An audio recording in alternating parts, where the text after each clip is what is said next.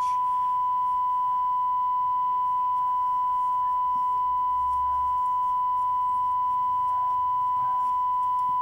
should be there, no?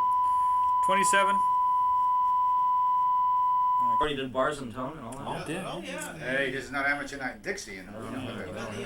All right, we're rolling, and here we are, Okay. part 2 of ALLEN DAVIAU. This is the 659 Heritage Group, and this is Jay Nefsey over here with Bob Feller and Howie Block. Hello, Alan. How are you? Very, very good. We're going to continue this epic tale. Well, you were so good last time that we really had to come back immediately, not let you forget any of it. But Well, we left it where I had gotten the phone call Mhm. to come in to E.T., which was a little film. And the reason I got that call was because Steven Spielberg was trying to make this little movie for under $10 million, and he needed somebody who was fast and cheap. And I had been doing movies of the week, so technically I was fast, and certainly was cheap. And it was one of those things where I did, however, get myself a very, very good crew. And I had Jim Blanett as the gaffer, I had Gene Kearney as the key grip. These were folks that I had met. They were on the set with Sven Nykvist doing Cannery Row over at MGM.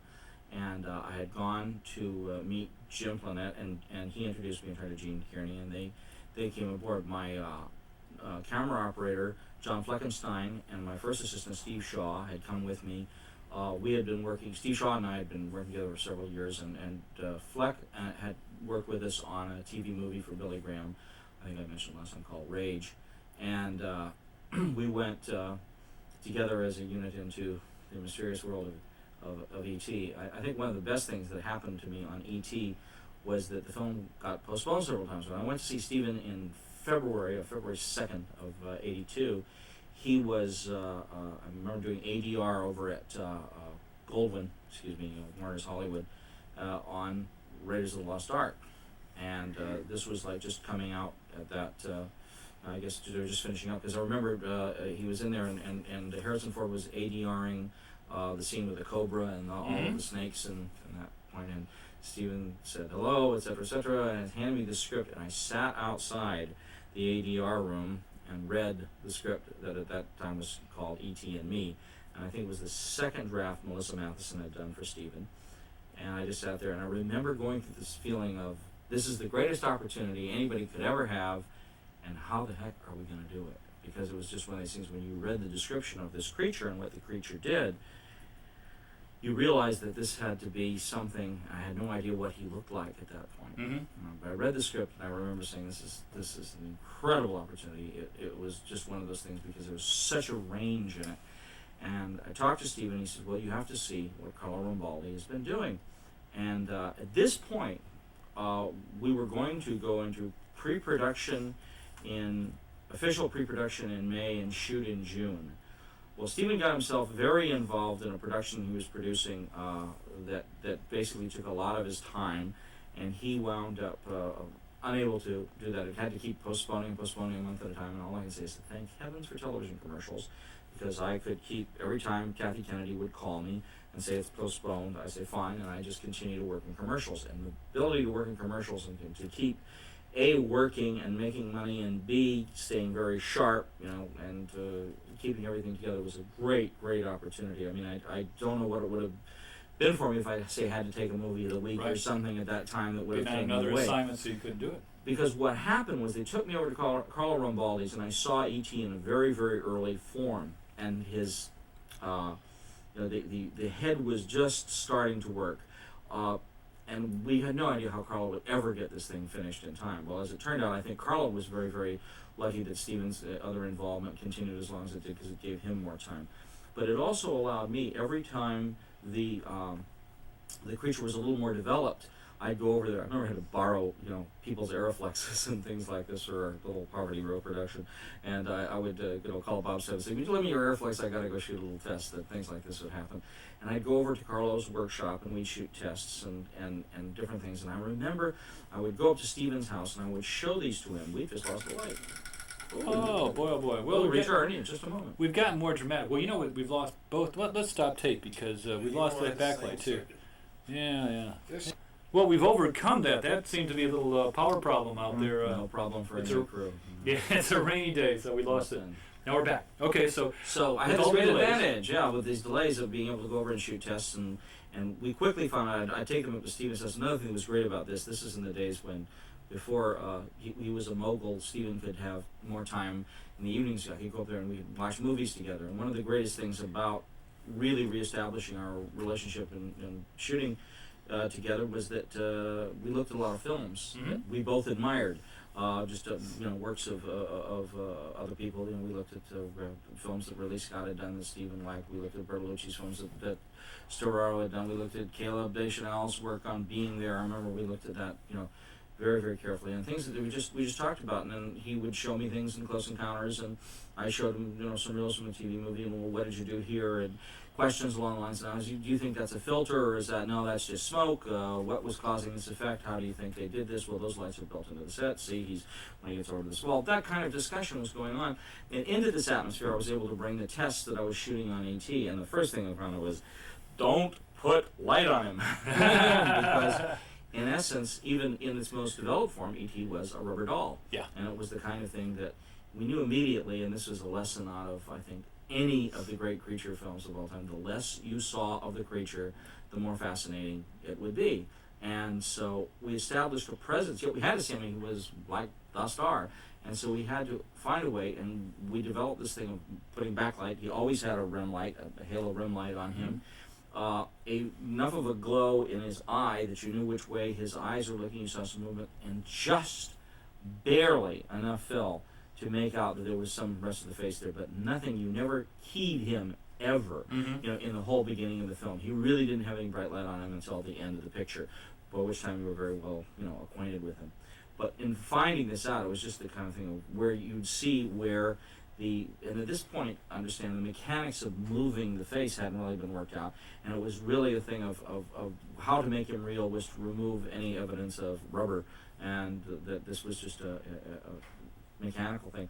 Because as it evolved, and I mean even then, and now it's probably 11 years ago, it's of course been surpassed by other creations, but I always looked upon Carlo Rambaldi. I said if Michelangelo was working today, he'd be doing what Carlo would be doing, of maybe being able to take a statue and to make it come alive.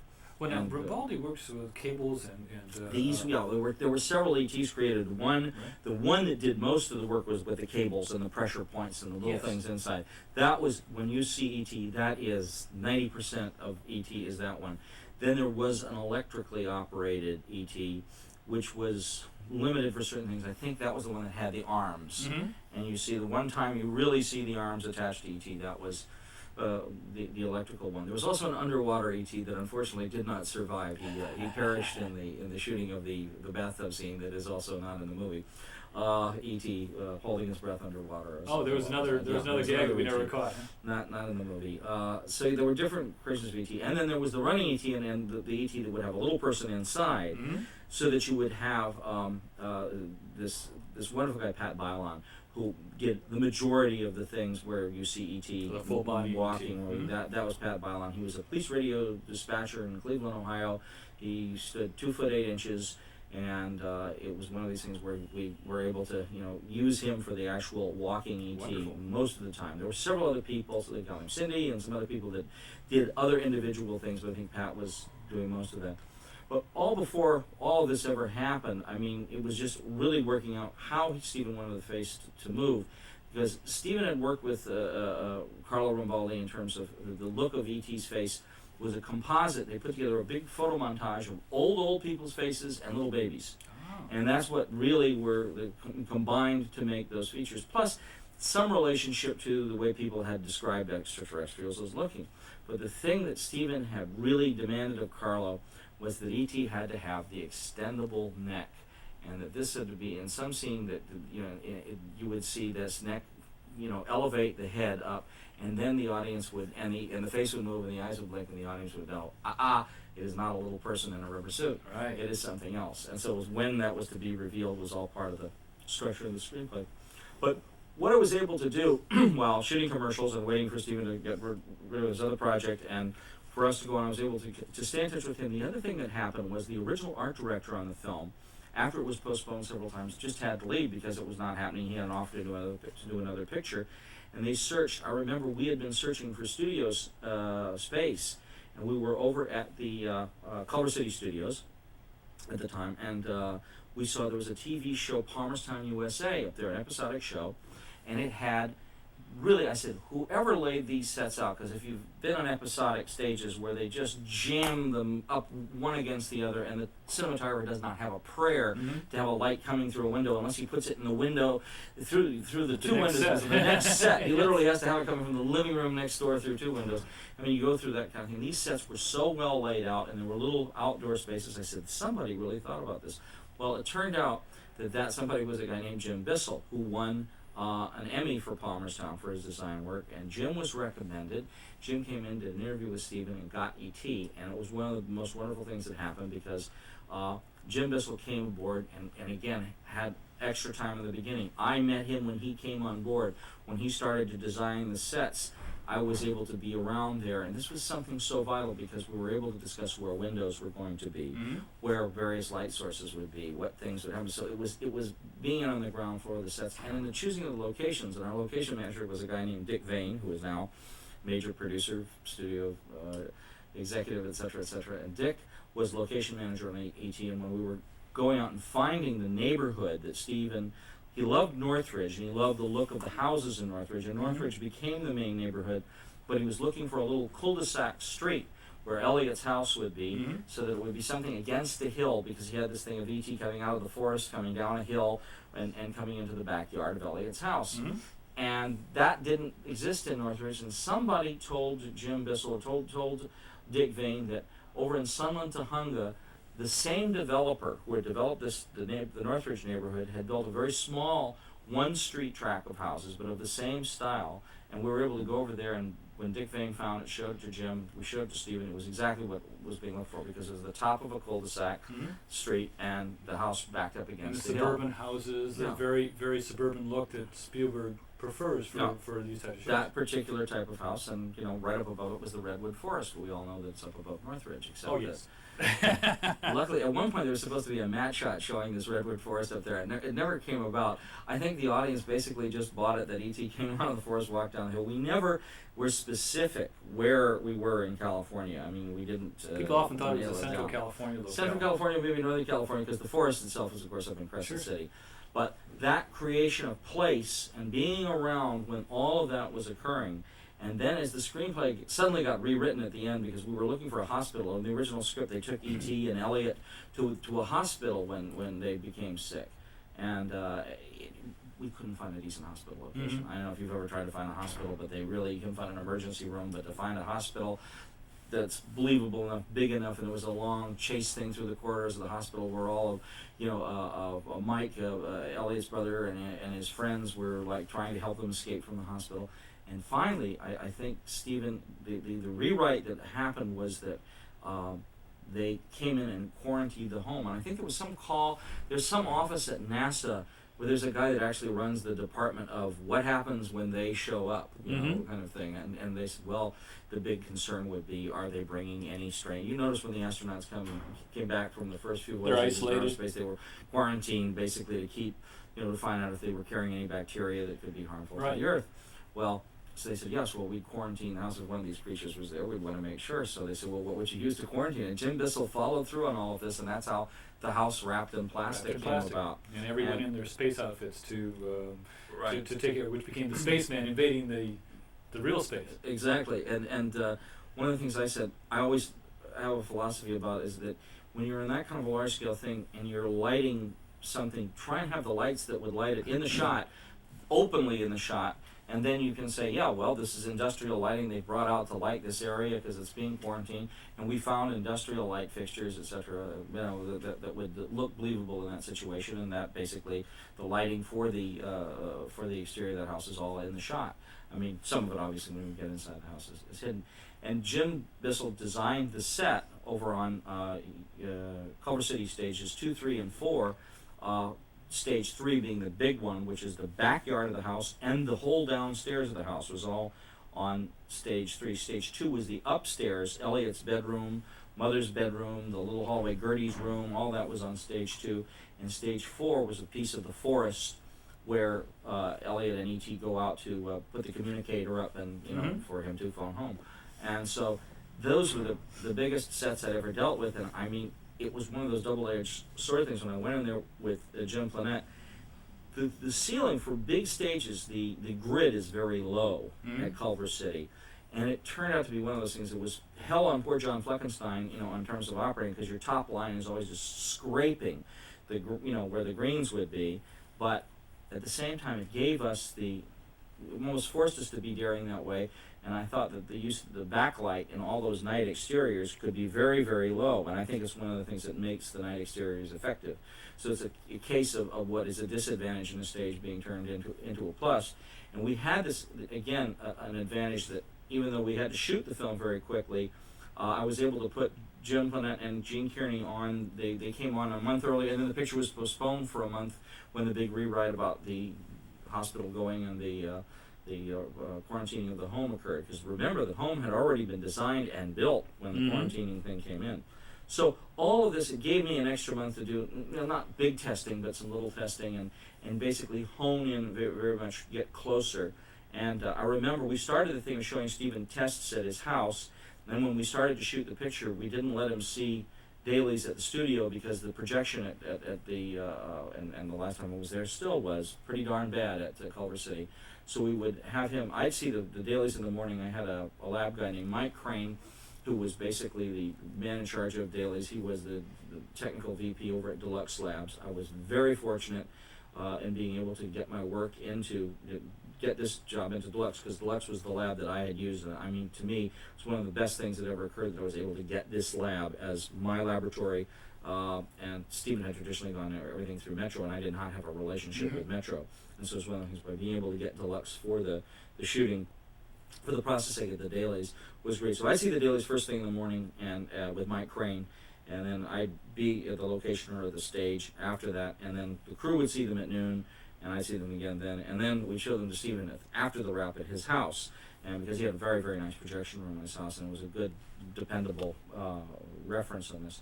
So it was a way. I saw all the dailies of that film 3 times every day, and it was actually very, very good, because we were always on this skinny edge of dealing with E.T., where how dark is dark, and when do we see him or not see him just the right amount, and when is he there? It was that kind of thing, and being able to see it first thing in the morning in the lab. To this day, whenever I have the opportunity to go to the lab in the morning during a film or on anything, I take it, because to me it gives me such assurance that I know what I'm doing. I get there, I see the footage first thing. I may be in the middle of shooting a scene. It allows me to go straight to the set, finish up the scene. Maybe if I've been doing something daring, I can be a little more daring. If I've been a little too daring, I can back it off just a touch. Sure. But I can see what I'm doing, and I'm getting an immediate feedback. And it's one of the best things that happens when you work that way. You always acknowledge that you work very closely with your art directors and your set directors. A big fan of set directors. You're one of the photographers who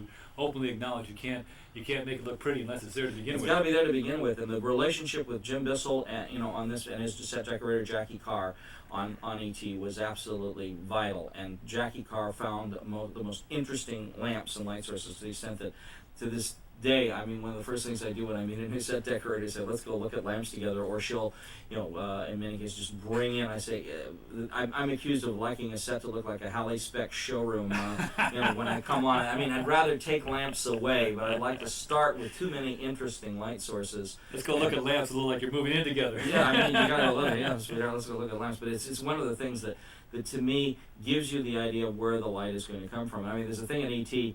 that unfortunately this scene is not in the film. It was at the very beginning when Elliot is down with his brother Mike and the guys playing Dungeons and Dragons, and there was a scene where he hears Mother's voice off stage, and Mary calls Elliot, come up here right now, and he comes up, and she's in the bedroom, and there's just this overhead, some terrible overhead light source on just this flat, terrible light coming down on Elliot's room. She says, now look, I cleaned your room for the last time. This is it. It's your responsibility from now on. And she starts making the standard speech to the kid. And somewhere in the middle of the speech, Elliot reaches over off screen, just off screen, and flips the switch that kills the overhead light, plunging the room in the darkness. And you only see Mary silhouetted against the Venetian blinds. And Elliot goes around the room, turning on all his little lamps, all his little light sources around, so that he plants in the audience mind where the lights are. What's going on? There's the light over the fishbowl that's on his desk here. There's the lamp, the little lamp that has the yellow scarf on it that later will wind up in the closet with E.T. And I loved it because it introduced the audience to where all the light sources were. They knew, where. Of course, the scene got cut, so it's not there. But like introducing characters. No, I was going to tell. So instead they found out piecemeal. But to me, it's really important to do that, and because I not only motivate sources, but sometimes with a gadget light hidden behind it, you can light with the practical itself. I mean, literally, you can have somebody sit down close to a lamp with a shade on it, and either use just that as the source, or most often with a gadget light of some sort attached to the shade or hidden behind the shade. You can motivate directly from that. And it's something I've always liked to do. And E.T. was a picture where I was very encouraged to do it. And we were encouraged. I remember that poor Steve Shaw, that picture was mostly shot at T25. I think back to 100 ASA, and we're so spoiled now, but there was no 5294, 5296 or anything. I mean, today I can say I shoot all the way to 28, and but I've got 500 ASA to do that with. Yes. But then we were doing, so we're having to work with bigger gadgets, bigger sources. We did a tremendous amount of bounce lighting in that film. We had the sets were really well designed. We were able to pull walls very, very quickly. Gene Kearney had done a really brilliant thing. We had the problem of hiding E.T.'s cables, because wherever E.T. was, the cables had to go into the floor. And so Jim Bissell had come up with a thing of having the carpeting in the house be a very dark chocolate brown color, which would be warm enough, it would be just enough there to have some warmth out of it, but very dark, you could forgive certain things being there. Think so. And Gene Kearney, the key grip, came up with a great idea of building some pieces, some just extra platforms, creeper track or whatever he called them, that had the same carpet on them, or had not the same carpet, but had what do you nail down on top of like it? A riser, a small riser? Yeah, but no, it was the material that he covered the wood. You put down plywood, and then you put down, what's the thing on a in between the carpet? Masonite. Masonite. Thank you so much. He had a masonite that matched the carpet color. Oh. Really exactly. So we could literally have a piece of this creeper track right up next to the real floor, because the whole set had to be elevated. It was all 3 feet off the ground, because E.T.'s cables had to come out to the 11 operators that operated E.T. When they would have to do this, we'd have to have video cameras hidden. I think it was one of the first great uses of the home video camera, because we could have a number of them, and different operators could have different monitors looking at different parts of his face to operate and they all had to work in incredible synchronization. So you needed what, six operators? 11 operators on ET. If he'd be talking and going full bore, there were 11 people all having to be moving these mechanical things together. And we had a lovely lady named Caprice Roth, who was a mime, who was cast to be E.T.'s hands and arms. And she had very small, delicate hands, and she could get 2 of her fingers together, so she could be in the gloves, because E.T. only had 3 fingers in each hand. And she'd always be under a table, and her hands were always coming up to be E.T.'s hands like this. And the thing is, she was so good and so convincing, we'd forget she was there and step on her. Ouch! And you'd hear this yelp coming out from the table. But she was a terrific sport, and she would have a monitor, so she could be down and she could see what E.T. was doing. In fact, one of the great moments when E.T.'s eating a piece of watermelon or something, and she noticed that there was a flake of it, so she just went like that, and it was like one of those moments that really sold you that E.T. was a real person. So we went through this. It was really tremendous pressure. And I remember thinking one thing at the time, that all the different screwball things I'd done in my cinematography career, of shooting educationals and industrials and a lot of real location stuff and non-studio stuff, was really helpful on the firing line, first of TV movies and then on this feature, because I was used to working in real locations and not having a grid system up above. So that when you get into a studio, sometimes, and Steven Spielberg likes to work with wide-angle lenses, and you will have to have ceiling pieces in place where ordinarily you might be able to sneak a backlight. You're going to find another way to light that scene. And all this contributed, this varying, kinds of jobs that I had done, yet combining this with some really seasoned, terrific Hollywood crew like I had, with Jim Plannett and Gene Kearney, and it was just terrific, but it was very difficult, very high pressure. Steven knew that the studio expected him to go over budget. They counted on him, failing to bring this picture in on the budget that he declared, because then they would have him in some sort of a contractual noose, because they were going to basically make him work off every dime he went over, another thing. But if he won, then he owned the picture. And as we know, he managed to pull it off. He wound up, I think, in the end, we wound up at $10.6 million at Answer Print. Is that all it cost? Print, and that's all it cost. And I haven't checked the totals lately, but I think it passed the $400 million. Well, that movie really, Steven Spielberg was around. Of course, he was very big before that. It was very big. But this gave him his independence. What it did is it made Steven Spielberg completely independent and gave him the ability to do anything he wanted. And I think it was also, you look at things of show business and you say, there is timing. I mean, he made the right movie in the right year and in exactly the right way. And we all knew, everybody all claims they have gray hairs that date back to E.T. that, were surrounding, because it was extremely high pressure to get this thing done in this time frame. We did principal photography completed 61 days, and I think we came back and we did a day of live action pickups and a day of inserts in February, and then of course ILM was doing the matte shots and the go motion figures and all of the rest of that stuff. We had done some of the blue screen on stage. I remember the night flying sequence of E.T. and Elliot on the bicycle at night. We had shot their close-ups in the backyard set. Dennis Muren had just brought in the big blue screen, or the small self-lit blue screen, put it back there. And I remember one of the things, I had dealt with blue screen before, and I dealt with things, but I never had anybody say to me what Dennis did, where I said, okay, he said, light it like you think it ought to look. And so I did, and we had edge light, very, very little fill. And then I said, no, that's too little fill for you? He says, no, if that's what you want it to look like, we'll make it look like that. And he says, I can control the contrast problems with separations, so that there was no problem. And I never had anybody dealing with special effects that didn't try to cover himself and make you light it safer than you wanted to. And that's why, so many special effects shots had looked overlit and way too safe. And I think flat. And this was a case where it didn't, because they were willing to take that kind of chance. And I think they had, gone through it and were confident in how much control the separations had.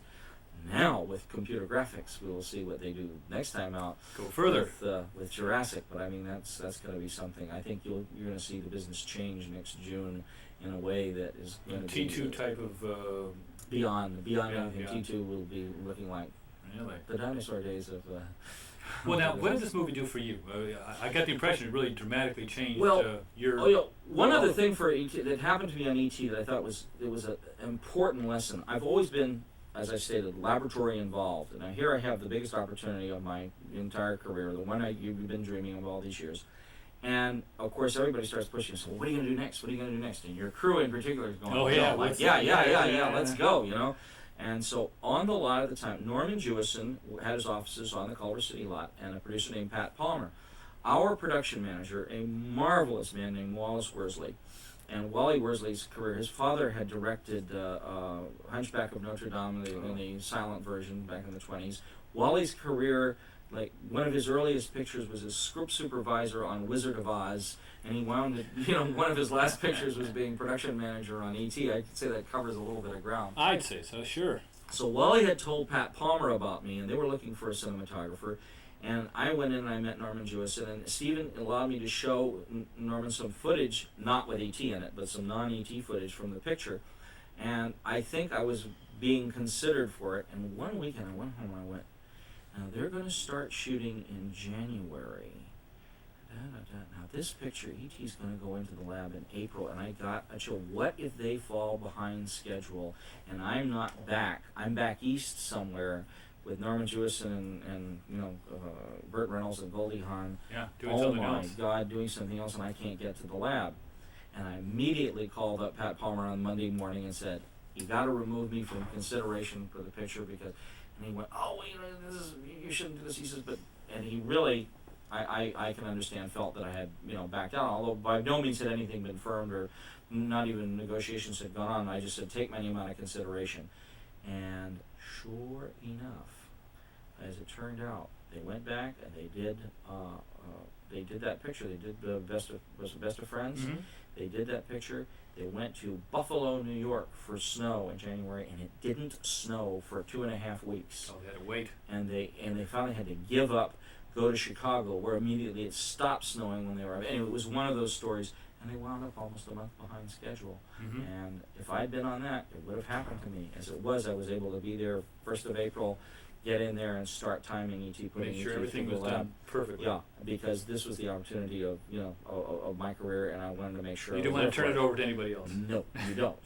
Listen, as good as lab people are and as responsible as they are, you have to be there. The cinematographer has to be there, and if they're not supervising, they're not putting their hand in every step of the laboratory, all the way through the prints off the dupe negative, and every step of the video transfer, then you're neglecting part of your responsibility, and you if anything happens, it's your problem, Well, let's talk about the lab for a second. How do you deal with the lab?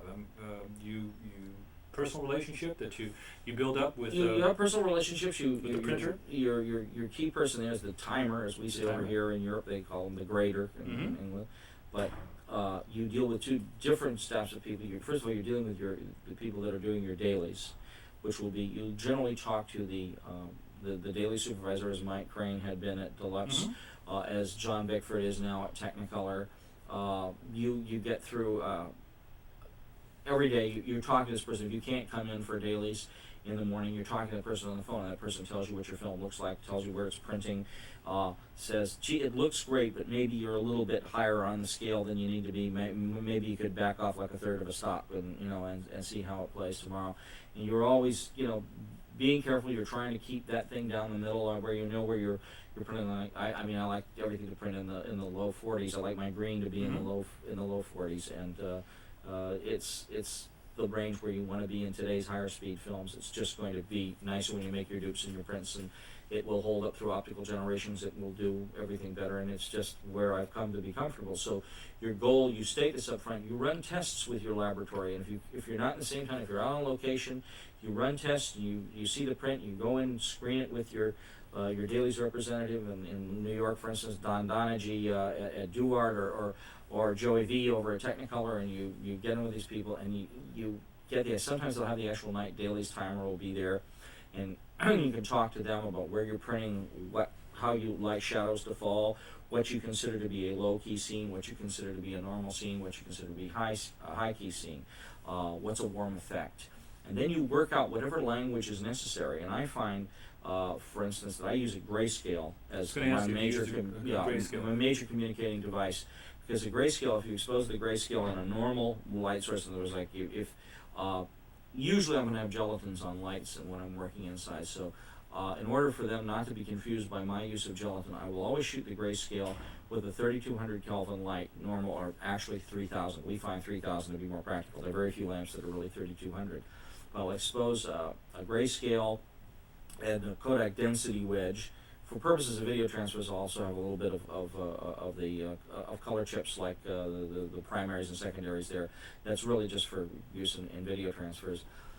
But expose that at a normal color temperature light. My favorite thing is to be able to light the master, go in, calculate the exposure of what I'm going to expose the master at, then set up with a separate light, put the grayscale in the foreground, and expose it at 3000 Kelvin. And they'll know that the grayscale will be at normal light, normal exposure. I'll shoot the grayscale, I'll set the grayscale to within a tenth of a stop of what I'm going to expose my background for. And basically what I'm saying, if I never got to say a word to anybody at the lab, or if they lost all the notes, what that grayscale is saying to them is, print this to be a neutral gray and to give me the correct exposure here, and what goes on in the background is my problem. Let that fall off. Yeah, let that. So if I'm shooting a low-key scene, but I will also put on there, say, time color for grayscale, and I'll say low-key night interior cool effect. So as much information as you can give them. If you give them the information, then they know. And the low-key to interior cool effect, or night interior cool effect, they'll know. They'll look at it. If I have blues or little lavenders or greens or something in the background, they won't get worried. They won't see a face in a blue light and go, oh, I better warm that up. Yeah. And that's how people get, if you have a point of reference for the lab, to work with.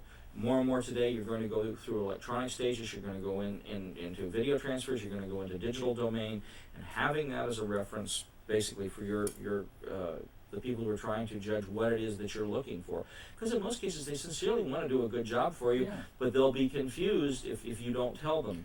And the other thing, you respond to what the dailies look like. You say to the person in the morning, if you're on location, you talk to your dailies guy the next morning and say, well, saw the stuff from yesterday, last night, and I felt it was really, really good. Maybe it was a touch yellow, but it was, the density was right there. Or you're playing it too light. We should take that down a little bit darker. I think it should play 2 or 3 points up the scale. So you have that point when you're shooting your dailies. The next thing is when you go into the post-production phase. And I say one of the most important things for cinematographers is to get in and get a look at the picture when it's still basically in a rough cut form. I mean, as soon as they start screening it, try and get in one of those screenings. And sometimes you can make a plea for a better take of something, or that was a better take for you. And sometimes if it doesn't make any difference to them, they'll actually do it, and you can save it. The other thing is you must stay abreast of opticals. You have to stay on top of what's happening at the optical house, because I always try and hope that the picture will have as few opticals as possible. I mean, unless it's a special effects situation or something. But can they do the dissolves A and B and not do them as an optical step? Or sometimes that won't work for fades. You have to go to an optical step. Then you say, can you do them double IP? Can you make them? There's a technique known as double interpositive, where they actually make 2 interpositives and marry them together. Expose each of them 50%, so the grain pattern looks tight. Cancels out. They're a little more expensive, and they're well worth it, and they handle them going through the dupes. But if you just drop in, check in on the opticals as they go. Usually the editors are happy to have you do that and take the responsibility for it, so that you're not griping at them at the end about it. Now, are you on the clock at this time? No, you're not on the clock. You're doing not this because if you're concerned for the movie. Concerned for the movie. You drop in and you see that this is going on. Hey, if you're on another film, you might miss it. You might ask another cinematographer whose eye you trust to go in and do it for you. I've done that for people. People have done it for me, where they step in. But the most important part of the post-production thing for the cinematographer is when you screen the cut work print for the timer at the lab, and you go in there. And I usually like to have, if the director can make it great, or the producer, or somebody there, so they hear what I'm saying. And I usually will talk to them. If I'm going to do anything that's making a major shift from the way the dailies looked, you say, look, remember that was too yellow in the dailies, and I'm going to take it, because you've got to do this. Oftentimes remind them that they thought it was too yellow when you thought it was too yellow, because directors have a tendency to fall in love with their work print, because they're with it all the time, and particularly when they start adding music to it. Then they can never remember that they ever thought that, like you do, it was too yellow, and they'll go, well, why did you take that yellow out? Well, remember, they don't. So you want to make sure that you inform them all along the line of what you're going to do if you need to transform something at that stage. But you sit down, you screen the picture with the timer of the film, and you talk through it and say, basically every scene I call it finding the keys. Say, see, that's perfect. That's the key scene here. Make the masters exactly right. The close-ups are a touch light, or maybe this is just a touch too yellow or a touch too blue, and you go through the things. If you've got any big corrections and so on, I'll have done something earlier. Excuse me, I forgot what stage. What I'll do is I'll make what I call my hell reel up. After I've seen a cut of the film, I'll take the 6 scenes that I think that are going to be the most difficult to time, the ones I'm most concerned with, that I have to do the most to, or maybe I shot it too contrasty and I've got to see, what I can do in the terms of the timing to make it a different way, or maybe it's a little underexposed, and I'm saying to myself, but if I add a little magenta to it, it's going to help. All of this goes on at the stage. I go to the editor and I get outtakes of those shots that I'm concerned with, and we put together something less than 1,000 feet, please. Otherwise, they'll be alarmed at the expense of these scenes, and you use footage that is not going to go into the film. You have the negative cutter cut that into a reel. Make sure one of your grayscales is at the start. Then you go in and sit down with the timer first, and you just say, these are the problem scenes, and let's correct them. Now, understand, you can do 20 passes, you don't care, because that negative is not going to be in the real picture. And you go through, you get those all perfectly corrected and original, and then I say, now let's pull the emulsion of the dupe stock that we're going to use to make the IP dupe negative for the release of the film, and test it. And then you can see right there, before you've ever put your own negative on the line, you can see if there's a problem. And sometimes there is. Sometimes the stuff is flatter. You don't get a good black out of it. Other times it has a color cast to it. I remember on the 35 millimeter Duke of one picture, I was getting purple shadows and yellow highlights on my test reel. That's no good. No, and that isn't correct. So we basically went and found another emulsion of dupe material, and it reacted fine, and we went with that. But it's better to find this out when you have less than 1,000 feet rather than when you have 18,000 feet. Sure. The lab appreciates it too, and your production should appreciate it. So I've done the hell reel. I'm going in, I screen the work picture with the timer. We talk over the changes, what we're looking for, and then the timer takes it away, and then you come back after the timer has, usually he'll do what they call a Hazeltine print, where they take it up, they put it on the Hazeltine, and they go through with your notes in mind and find a new basis. They also can have your original, if you're working in the same lab, they'll have your original printer lights that you've organized with your editors. You go in and make a list of your printer lights, what those scenes were, and sometimes you say to them, print it on the same light. That's exactly how this scene should look, and they will do that. So then maybe he'll do a pass that way. He'll correct that one pass himself, and then you go back in with your timer and you start working on the fine points of timing the picture.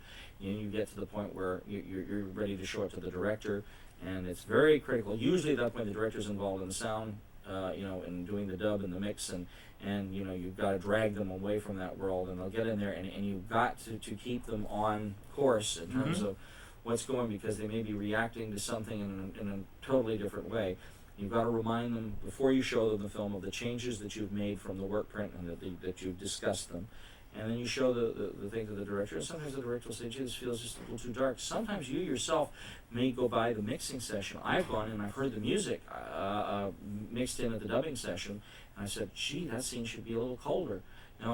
Sometimes you'll get an emotional reaction from the music, and you go in and you take down the color, and you change the color in a certain way for those scenes. So reacting to the emotions that are going on as they do the soundtrack. Because unfortunately, usually your job is to deliver that answer print just exactly as they're finishing the track. I mean, I've never had a picture finish where they weren't doing it on a dead run. So we wind up doing this. Looking at it, maybe you'll make a few more last corrections from that answer print. And the most important is you want to hit your inner positive, because then you have a true protection for your camera. Now you developed this technique over the years. I mean, this didn't come to you. Yeah. This is a very intense follow-up. The hell reel technique, I must give credit to Caleb Deschanel, developed it when we were first dealing with 16 millimeter color negative.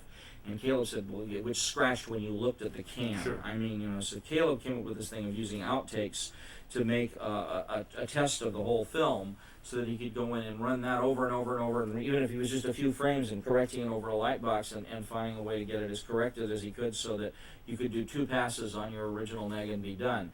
Now the 35 is more rugged than that, but the fewer times you run your picture negative through the printer, the better off you will, until you get your inner positive done.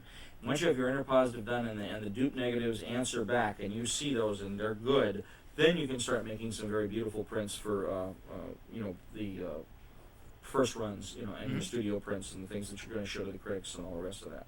But I like to stay through the thing of, I've seen the check prints off the dupe negs, and then I like to screen all of the original neg prints myself, because I find I really get to know the picture. I review the picture in my mind. I know what I do different next time. And it's a reward, because you're seeing the picture in the best way it's ever going to be, and at the same time it's good analysis for you to sit in a room by yourself and go, I really should have done something. It's like reading the script after the picture's over. You see how well you kept to your intentions and what you do. Did the movies end up looking the way you read it in your mind? Sometimes. Sometimes you do something quite different. I mean, that's one of the things you have to be ready. You got to be ready to dance at all times, because things do change. And you may have had a very strong conception of how something's going to be lit, and you start looking into actors' faces, and it doesn't work for them that way. And you may change it because you're adapting to the faces. The thing I always feel is the cinematographer. You shouldn't be a cinematographer if you don't really like actors.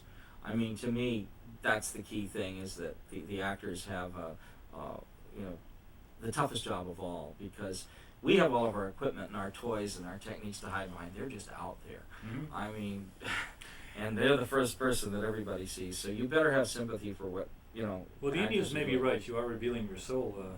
Well, exactly. And I find that I work with actors, and I find what works for their faces, not just in a cosmetic way, but in an expressive way. and you become a collaborator with the actor on their performance in terms of bringing out what it is that an actor is expressing about the character. And you create signature looks for each character in the film. And sometimes an actor has a big transformation to make, and you're going to help that actor do that. And those are the things that, so you're working with the actor in developing the characters. You're working with the director and the production designer in determining what this picture is going to look like. And I find the best thing is to go, when you're there with the director and the production designers, you go through, if you look at movies together, that's the best. If you can spread out paintings and photographs and, get a consensus of where you're going. Now, is this the kind of thing, and it can be as, as recent as a Pepsi commercial and as old as a Vermeer, or, whatever. It's all fair game. For, face it, our visual tastes are combined from everything we've ever seen and reacted to in our lives, and we're bombarded with more than any civilization. I find that visual references are very difficult to talk about. They're not really oral. It's and even amongst the most astute people, they don't really. It feels right. Sometimes it's about the best people can talk about visuals. Sometimes. It is. It's difficult. Oftentimes you'll really be into the film before the director goes, "Gee, I didn't mean that at all. Did you think that's what I meant?" Yeah. No, I didn't mean that at all. Gee, I thought it was going to look more. And then you literally, well, let's see. Well, let's analyze what we're doing here. And sometimes you'll be able to make adaptations, because what the cinematographer is always doing, sometimes you have to be able to adapt to change, yet you're still matching on, sometimes just on a basic level, and on another level you're building a kind of visual continuity that you can't articulate. But you're doing it. You're doing things instinctually that you're putting into an image, and then you're going, gosh, I don't know why I put that there, but it felt right at the time, and I'm continuing to put it there because it's basically become part of this place or this character. This room means this to me. That lamp is always on in this room, and we see it at night, so when the scene comes in later on, we see it in broad daylight streaming through the windows. It means an entirely different thing emotionally than it did before. So these are things that you don't articulate, and maybe you can make notes, and you do consciously sometimes limit the colors of the film and colors that you don't want to see. You do a John Schlesinger film, he does not want to see red in that film. It's just the thing he doesn't like. He says it'll just steal the eye away unless he's putting it there for a very specific reason. And as you work with different filmmakers, and you find that they will respond to what your instincts are very, very early in the film, and when you've hit it right and you've got the look going, it's so wonderful, because you spin it from the very, very beginning. Sometimes you have to make little corrections, and sometimes you really have to get directors to speak to see how dark is dark, how tight is tight, that tight, not that tight. And we found this last picture with Peter Weir, the close-ups were all too close. We kept backing off and backing off and backing off, because we found that the nature of this film is you had to see the characters in their environment. You had to see the rooms that they were in. You had to get, and when you got in here, it was stifling, and possibly because it was the intensity of the emotion in the film. You could not be too tight, too long, and you had to. I always believe that you save a close-up for a very, very specific point, but if you to make a point, and that the close close-up is overused in film. You see the fact that not only they used to say, well, it's because these people have come from television. Well, I think all too often it's the damn video assist monitor on the stage. It suddenly becomes too much of a thing where they're looking at this little monitor and saying, well, go a little closer. And you're going, wait a minute, remember. It's going to be up on this big screen eventually. You get directors that don't come to rushes in a theater. You get directors say, it's okay, I'll take it home and put it on my chem. And then as a result, they never see the film until on the big screen until it's too late. And then they're looking at every vein in the eyeball. Yeah, and you're saying you didn't want to do that. And it's something that you really have to discuss, and you have to form that language. It's one of your biggest jobs. I think one of the biggest jobs as a cinematographer is to get a whole bunch of people to communicate. It's like in addition to the director, the production designer may have some terrible allergy, some to what a cameraman did to one of his sets once, and you got to find out, but what's the matter with the little bit of blue light? I can't stand blue light on wood. Okay, I understand. You find that something's happened to him somewhere. An actor, you got to find out what an actor or an actress, you got to take them aside and say, so what, which side of your face do you like best? Which side, not just that, but which pictures did you like yourself in the most? Which way? Is there anything, you absolutely positively, someone said, just don't show that my nose tilts a certain way or what have. Yeah, and everybody has the right to their individual things like this. I think what's happened since E.T. and as you started to ask is that I've gotten to work with a lot of different filmmakers. I worked on 3 different films with Steven. Plus, we did his episode of Twilight Zone, the movie. We did the first episode, the pilot episode of Amazing Stories together. Amblin, and then 3 feature films. So I worked probably more with him than anyone because after E.T. It was one of those classic things. What film do you want to do? Well, I hear John Schlesinger is going to do Falcon and the Snowman. This is a story that I think is absolutely fascinating. I identify with the milieu. I understand. I think I read about it in the papers. The 60s story? No, 70s. It was 70s. It was a 70s story.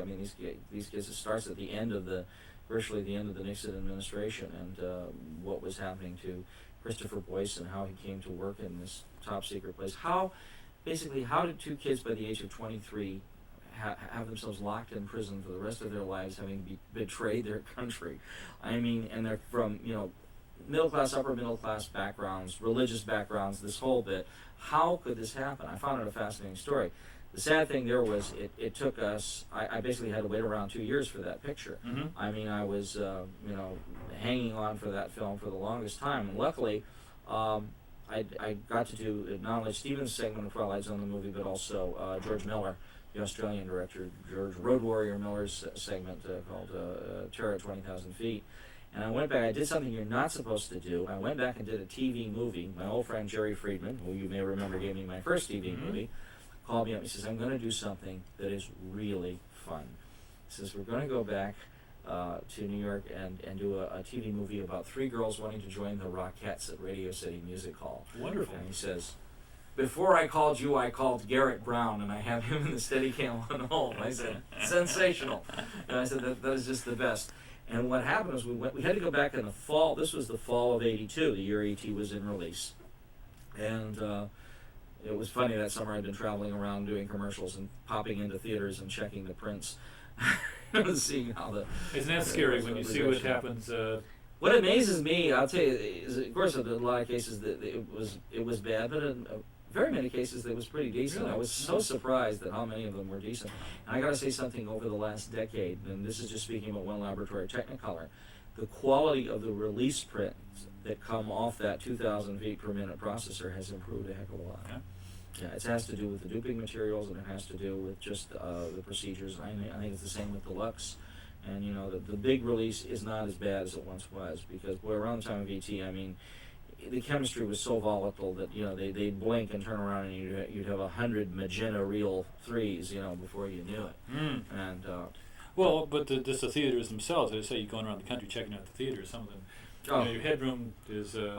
You don't have to go around the country to find out what happens to theaters. We fight like hell to get the nice headroom and comfortable framing, and you go into a theater and you find it's projected in a slightly different fashion than on my first TV movie, The Boy Dragon, I had John Toll as the operator, Hobby Jordan was the first assistant, and they had both worked with John Alonzo on Norma Ray, and so they said, let's go see Norma Ray, and it was some Cineplex thing at the Madison, Wisconsin. We went there. It was a really nice print to my sitting, and I'm sitting next to John Toll, and he is wiggling and he's going crazy. And he says, I don't know what the heck they're doing. It turned out this is a scope film, a 235 film, and basically chopped it. Ouch! So that there was and just arbitrarily chopped off the right 1/6 of the frame. The camera left, and it just was not there. You'd see this little ghosty thing over on the left-hand side. And they're talking to him on the other side of the frame. So that the headroom is, the looking room, I should say. wonderful. I mean, you see things like that happen, and you know, I understand now it's got some bad some areas. They don't even change the mats or the lenses. They have they project everything at 2:1, and so 185 gets projected 2:1, 235 gets projected 2:1, and they have a flip down plastic de-anamorphizer, so they don't even have to change the lens. Sure, the multi-cinema, they just go. Say no need to refocus. You know, well, they never focused in the first place. But I find it just as annoying this time with those same battles. But anyway, so I went back. I did this TV movie back that we headed to the musical numbers in September because we had the 50th anniversary of Radio City Music Hall sets, and I got to really know Garrett Brown a lot, and he did just such wonderful work, not only in the musical numbers on stage, but we did production things, walking down the corridors of Radio City Music Hall and out the doors and across 6th Avenue and up the block and all the things that you shooting in the canyons in New York is very, very nice using. And we had the high-speed stock by then. We had the 5293 by then. And I remember getting very excited about this and talking to Garrett saying, you know, the one thing I felt about the Steadicam is that it had been used too much for such spectacular shots as, you know, come down off the crane, through the window, down the stairs, follow the person into the basement and out that kind of stuff. I said, I've seen you do things that are just little subtle moves that you don't even know it's a Steadicam, but yet it would have been difficult to do with anything else. And so I had this segment with George Miller coming up, Terror at 20,000 feet, and it all took place in an airplane at night in a storm. And so I said, you know, can you imagine, could you make it an unsteady cam? Because Jim Bissell was doing the sets on that too, and Jim did not have the budget to really articulate the set. You could sort of shake it in the middle, but you couldn't make it do all the things that the submarine in Das Boot, for instance, was able to do. And so we went in there, you know, I said to him, could you do this? He said, sure, we could make it unsteady. You could do this with the camera movement, is what we talked about. And John Toll was the operator on the non-steady cam thing on this, and he basically handheld. And we divided the shots. I mean, some things the steady cam could do better, and some things JT could do hand-holding, you know, better. And I think there's only like 4 or 5 cuts in the whole segment that are on dolly. I mean, everything else is handheld or steady cam. And the other thing that was great about that little segment was having the high-speed stock. And if you remember 5293, nobody knew exactly how fast it was. Kodak sort of said, you tell us how fast it is. We're not going to give you a recommended. We'll put a lot of silver in it, and then you guys can keep exposure. Had more silver, but 320 or 400 or roughly around in there. I remember we talked, George wanted to have all the freedom in the world of being able to look, you know, up and down the length of the plane and not be ripping out walls and putting, you know, 10Ks through the ceiling and all the things that had been done before. So my gaffer on that one was a friend of mine, Pat Kirkwood. We had done a lot of commercials together, and Pat went out and researched low voltage lighting, and he came up with a company that made industrial low voltage lighting fixtures and built little things that went in. Said Jim Bissell gave us pods that went overhead that were actually a little further forward than they usually would be in an airplane, you know, for the reading lights. So we were able to key the faces and the seats off these little miniature lights, and because they were low voltage, they ran cooler. They could stay on a longer time. And we installed this whole thing. We had some, on the flip side of seats, we had some of these small tungsten tubes that we could switch on and off, so that if they you had them on both sides of the seats, but only the side that you were looking at would, you know, away from you would be on at any given time.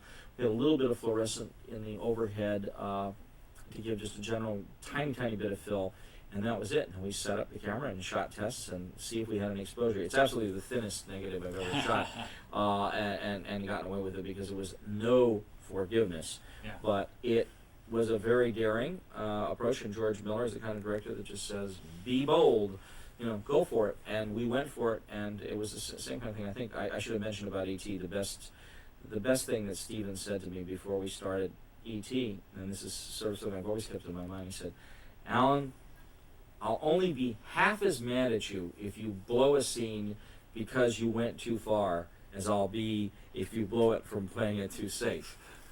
Which is a good mandate to have. Good. He would still be mad, you understand, yeah, if you blew it, but I'd be only half as mad. You know, but, and as I said, George Miller was very much, you know, the same on that with regard to just taking the chances. And so that was a wonderful experience. And then finally, near the end of '83, I continued to do commercials. And commercials have been my, you know, the home that I go back to, and I'm able to work and stay sharp and, you know, keep the crew busy and myself out of trouble and all the rest of this, and was waiting for John Schlesinger had that film move from Fox over to Orion, and then big delays, and John Daly and all of these people were involved, and it wound up all depending upon what the Mexican peso did. And luckily for us, the Mexican peso went down, and we were able to go in there and make that film. We would not have been able to make it under any other circumstances, but it basically meant spending 4 months in Mexico City, which is something I don't recommend. It's tough. Very tough. I was able to take John Toll with me. I was able to take Eric Engler as my first assistant. The second assistant came from Mexico. I was able to take Pat Kirkwood as my gaffer. I was not able to take a key grip. Everything else was the Mexican crew, who for the most part the grips were fabulous and very, very, very hard working, although cutting soft light was a concept that they had not really faced before. They were not used to dealing with soft light. They had been trained in traditional hard light. It was a little bit strange to them. And basically the control of it, is we had to bring in our own grip equipment. Luckily, Pat Kirkwood negotiated a thing where the production we bought, the production did buy it. I think we bought a lot of stuff that we brought down and rented to the crew, and at the end I remember Pat sold the new grip equipment to our particular crew and not to the Mexican producers, and this was great. So a lot of new equipment and a lot of solids and big ears and things like this that just didn't exist down there were there for our use. But it was very, very frustrating. Mexico City was frustrating because, among other things, the locations were so far apart, and dealing with traffic in that town. And what would happen is we'd shoot the film as well as pictures that broke down into a whole lot of little scenes, a lot of short scenes, and you would shoot one location in the morning, and then you would proceed to travel across town, and we'd make it across town, quite handily, and the trucks would come 3 hours later. Not because the drivers were bad, just those were the realities of driving through Mexico City. And you'd get there, and so I would always wind up standing there in the afternoon with John Schlesinger saying, "Well, John, we can look towards the windows for the master, but the light's going to be gone around 4." It was wintertime. The light's going to be starting to go around 4:20, 4:30, so we got to do the close-ups into the walls this way, and it was like you no twilight at all. TV thinking, boom, when boom, and plus you're dealing with a smog layer down there that is not to be believed. I remember one day we were doing a night exterior on stage. This is supposed to be a rooftop in Venice, and it was like I think the only smoke the special effects guy had was charcoal burners. Oh, wonderful! The whole thing was full of you were dying of carbon monoxide. And so you step outside to take a breath of fresh air, and the Mexico City sky was like purple. It was like you could see the air moving, and it was one of those things. And I wonder if my lungs will get me through this one, but. It was an experience with Sean Penn and Tim Hutton and a wonderful English actor named David Suchet and some Russian actors and which means it was a fascinating experience. And working with John Schlesinger, I just regret that I was not able to work with John Schlesinger with my regular crew and the circumstances, and I hope to work with him again someday. But I came back from that in '84, and I remember Steven Spielberg at that time was planning to do Always, a film he subsequently made, and it fell through. We were scouting locations and getting everything ready, and it just the actors that he wanted at the time just couldn't get their commitments together, and so the film fell through, and I wound up basically being commercials for some more time, and I had a terrific opportunity in '85. When Stephen went to do Color Purple, and we wound up, again, that was a commitment that the studio was not that happy about making a film with all black performers, because I think Cotton Club had problems, hadn't done well, and there was this thing, it's we're not being prejudiced, it's just they don't deliver the box office, we can't deal with things with black themes, but Stephen, of course, could do it. And he made a commitment to it, and we tried to be, as lean as we could be in terms of going there. We did wind up going to North Carolina. We shot first because Max Spielberg was on his way toward being born, and we had to do the interiors at Universal before we did the exteriors in North Carolina, and the reverse of what it would usually be. But we did the interiors, and I remember Max was born on the morning we were shooting the birthing scene. That's in the beginning of the film. Sure. And we finished up all of that. He was born right on time. I must say, he made his, he kept his commitments well, and we were able to take off for North Carolina. We spent 8 weeks in Anson and Union County down there, and it was summertime. It was June, July, August, and it was hot, and it was humid, and there were lots of bugs, and yet everybody, we had the most wonderful cast. I mean, it was Whoopi Goldberg's first film. Oprah Winfrey, Quincy Jones, one of our producers. Quincy had been in Chicago and saw Oprah on her talk show in Chicago, which was still a local show then, and called Frank Stevens and says, I found her, and so she got the role. And I remember it was while she was doing the film that Oprah signed her deal, made her deal for her syndicated TV show. Well, we spoke with Norm Langley after we spoke with you, and Norm was, you made him as a feature operator with that. Norm was wonderful. Well, he's such a tough guy to get along with.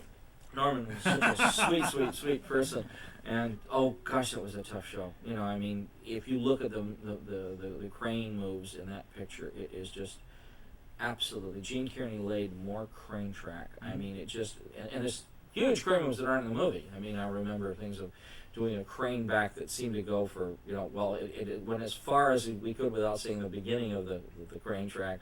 As the barn collapsed and this huge cloud of dust, it was one of those things that you remember. A lot of big shots, a lot of big things, a lot of dealing with the weather, and educated me a lot in terms of. I've always had this philosophy when you're outside is, you do not try to wait out Mother Nature. Mm-hmm. She'll do it to you every time if you do, and you more or less you have to deal with what you have, and you keep on shooting, and you have to count.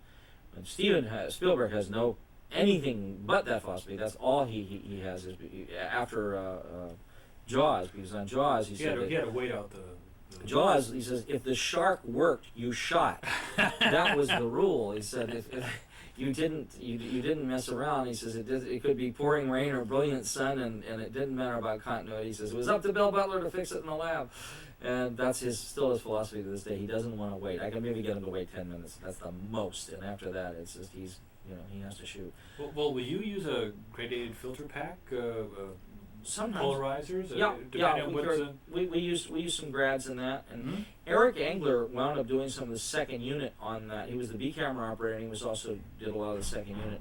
And he did some very interesting things. And I remember with the coming of the big rainstorm sequence, where he used grad filters on shots, not just for the sky, but he had the animals.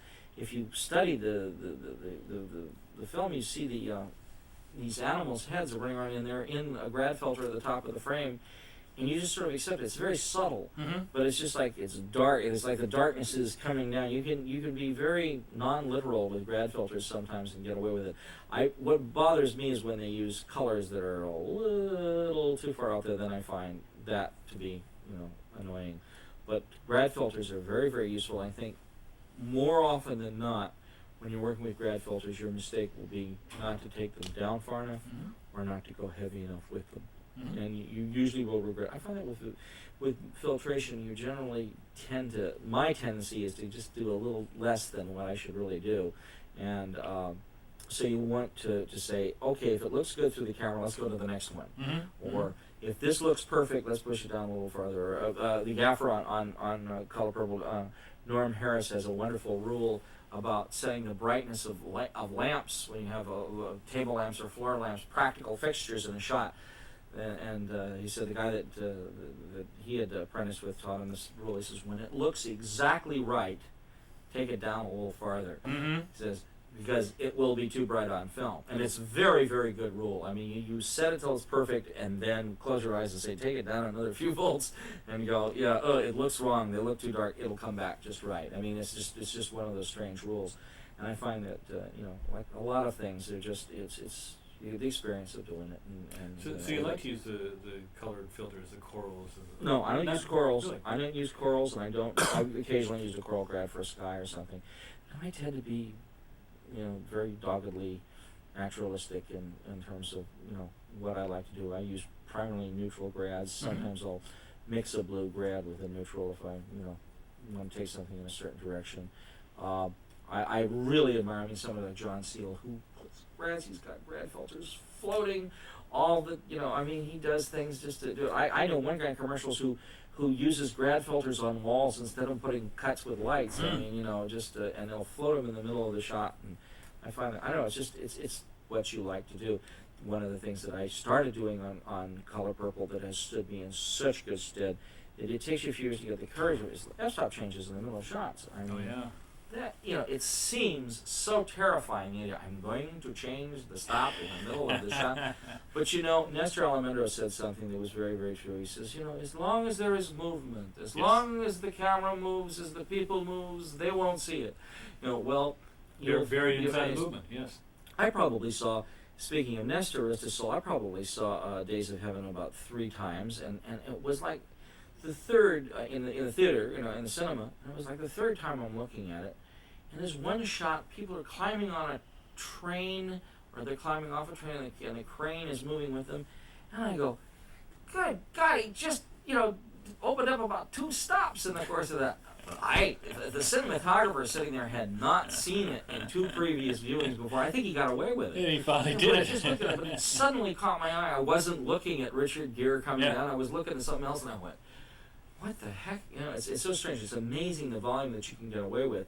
And I have found, philosophically, I mean, I remember the shot we did in Color Purple where we start outside the church and the kids are coming to look through the church window at the wedding of Celie and Nettie's father to the young gal, and we pushed through the window, and that was, I mean, Todd Henry was the first on that, and I remember Todd did the stop change and, you know, and going through the window because it was on an arm move, and that's when I started saying, gosh, if I only had something that I could do it remotely. And he did an excellent job, but it's just like, it was the kind of thing I just sort of wanted to do it myself. And it wasn't until I got to Europe on Empire of the Sun that the Samuelson people over there that provided our Panavision cameras showed me a Hayden f-stop changer. Oh, yeah. And the Hayden was a mechanical device that had a very strange thing. And I think from going from open to close, it was fine. It tracked exactly what it said. It would work perfectly. But from close to open, if you were going from a 5.6 to a 2.8, you had to open past the 2.8 to like a 2.5 and come back, and it would be fine. And you know, you learned how to do it. It's the kind of thing of just it finally it worked out. Now Panavision has a setup it's getting better all the time, and they have a remote f-stop change that they're getting more and more sophisticated. It still has to go through the focus remote, but it basically gives you complete freedom without having to guess you know, any kind of a backlash and a mechanical backlash in the system.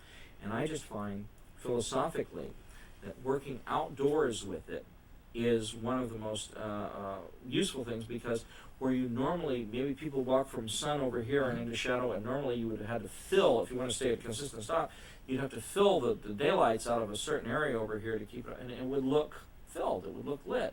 But using the f-stop changer and you're working like the eye does, I mean, if I'm going over here from a 5.6/8 split over here to a 4, and opening it as we pan into the shadow, I'm opening up for the ambient light that's already there. It looks more natural. It's a lot faster to do, a lot less hassle. You don't have any phony shadows falling around, and it works like the eye does. And Empire was really the film where I wouldn't have made the film the same way without it. And I started doing it in interiors, and now it's just become part of the philosophy. On Bugsy, we had some things that were so complicated going on, because we shot a lot on location in little tiny rooms, and we literally were, you know, trying to change light levels.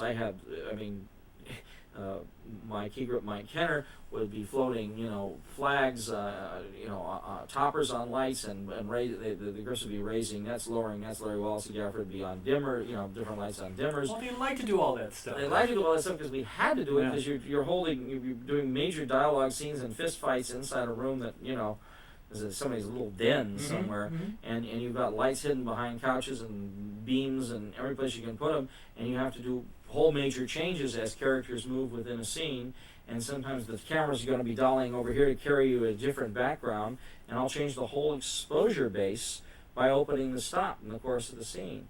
And I'm standing there doing all this stuff and saying, you know, I'll bet you 50 years ago somebody was doing the exact same thing, on a set.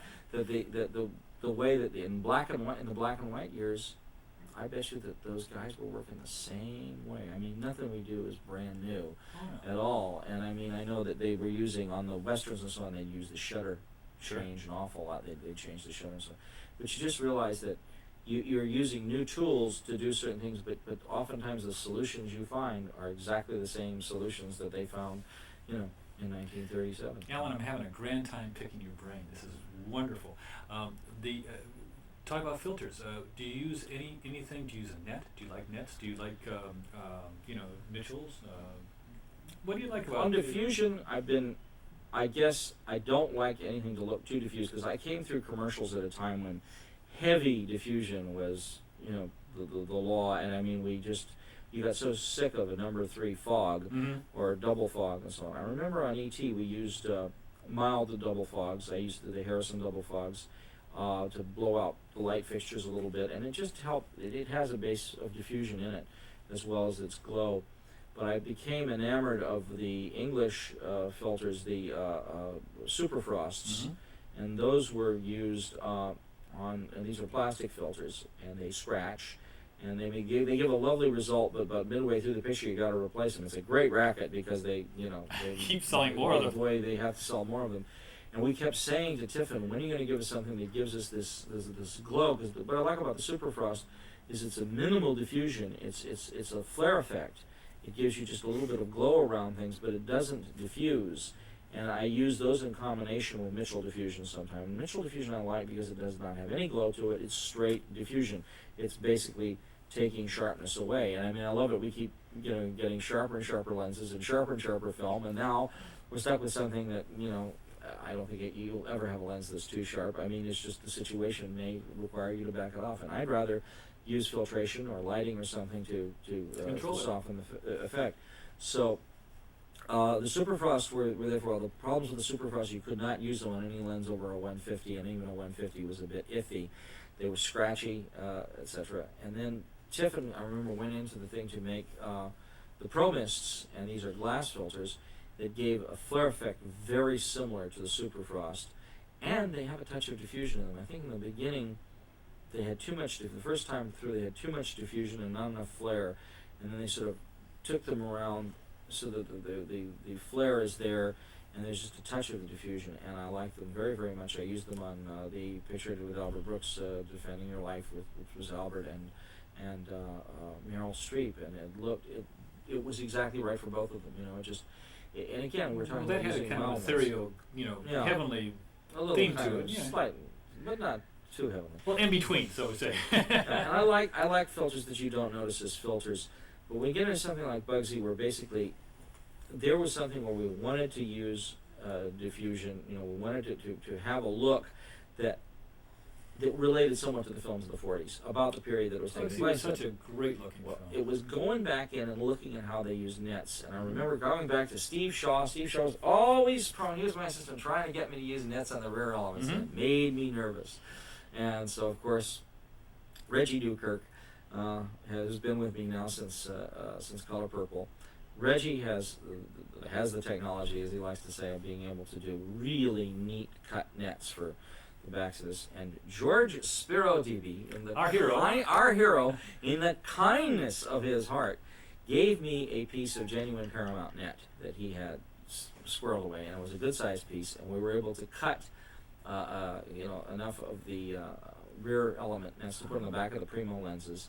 And Reggie basically got these so that we could look at them. The only thing we found we would use, so when we tested the actors and the sets and so on, we looked at this, the rear element, which is quite a subtle type of use of this black net, and then some Pro Mists on the front. So it's like a double-barreled diffusion kind of thing.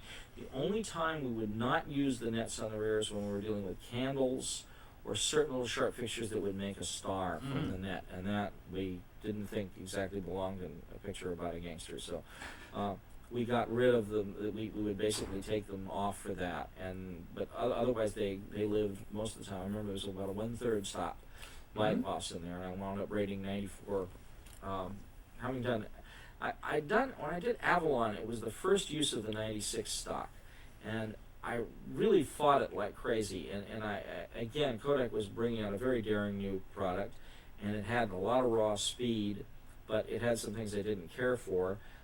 One of which was it seemed to be basically flat in the shadows and contrasty in the highlights. The highlights got screaming faster than you thought they would, and it had a certain quality of color that in the shadows wanted to go yellow-green. It tended to have a fog level in it that was yellow-green, and you would wind up having in the highlights warm light emphasized. I use, as I said earlier, a lot of gels on lights and interiors. I'm almost never at normal Kelvin in the night interior. I'm always below it, somewhere around 2750 or something. Mm-hmm. What we found with the 96 was that on interiors, it seemed to like take an eighth CTO and make it look like a quarter, and a quarter look like a half, mm-hmm. and a half could help you look like a full.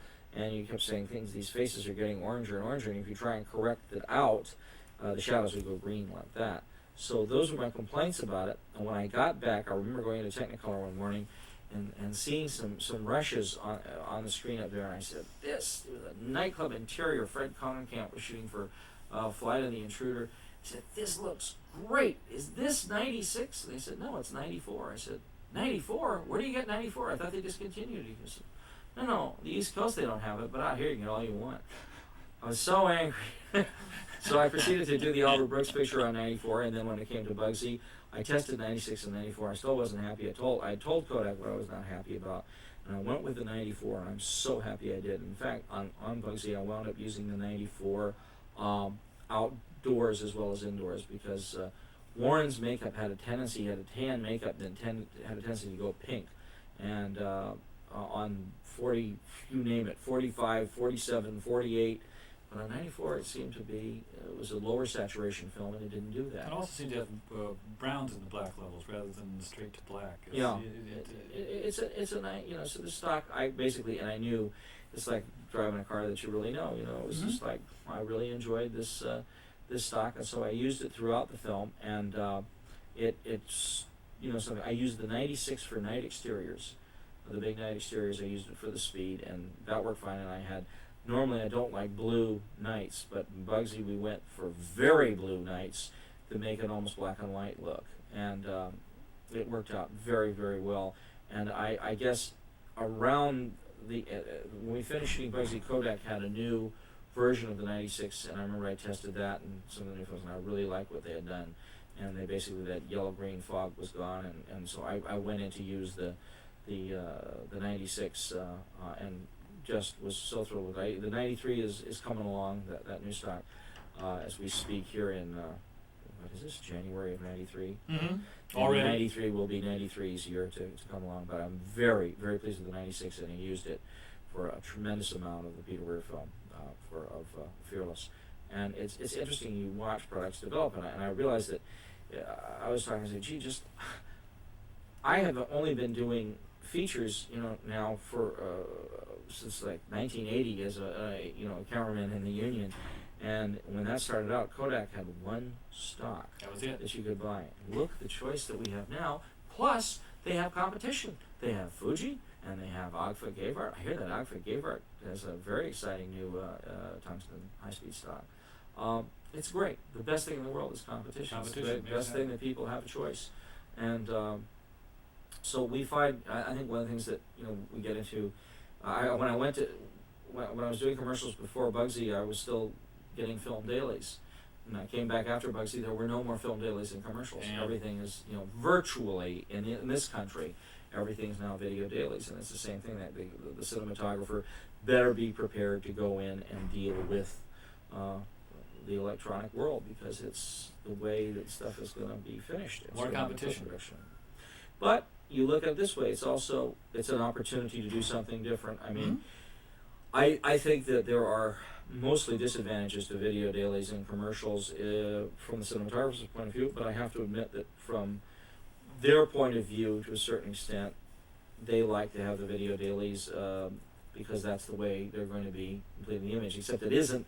I always have these incredible battles where I go to the lab. What I do, instead of just going to the lab and seeing film rushes in the morning, I now find myself over at Photochem, Phototronics, or someplace at 4 a.m., with the film coming up. What I try and get commercial production companies to do is to budget for me to have one magazine of film during the day that I put on the camera, and I shoot one take of each setup in a commercial, and that one roll of film gets processed and printed, and then I can go in the morning and I can see that on film projection. I try and bring my video transfer engineer to sit down with me, and we look at it on film, so he gets to see what it looks like on film, and I get to see a printing light and know where I am in terms of negative exposure. Because the problem that everybody has shooting for something that's just going straight to a rank transfer is you don't know where your exposure level really is. I mean, because the rank is so forgiving, so far down, and then suddenly, oops, what happened? Well, everything was fine yesterday, but you didn't know. But maybe you've been a stop or a stop and a third under for all these days, and it still keeps coming back looking great on the rank. And the person operating the rank telecine doesn't know where he or she is in terms of exposure level. There's no scale. There's no printing light scale. Mm-hmm. I mean, at a certain point they can tell. They can look, feel. There's a fog. There's a certain fog level starting to rise up here. I think we're, thin on the exposure. But it's a scary kind of thing. I like to have that reference to the lab. The other thing I find is it's a great education for the person that's going to be going in and doing the transfers. They get to see what it really looked like, because the general error people doing rank transfers off of negative in particular make is they will try and open up the shadows too much. They will try and flatten out the gamut and show too much detail. Mm-hmm. And this is really the cinematographer's enemy, because you're using light and shadow, and you want certain things to be hidden. I mean, it's not just the, oh my God, there's a red apple box over in that corner syndrome, but I mean, they're basically trying to show too much, and you're saying, no, I want it to be dark there. You have to give them some equivalent to find out that seeing every bit of detail in the negative is not the object of what they're there to do. They're there to be dramatic collaborators with you in getting the way you lit a scene to show up that way on a monitor.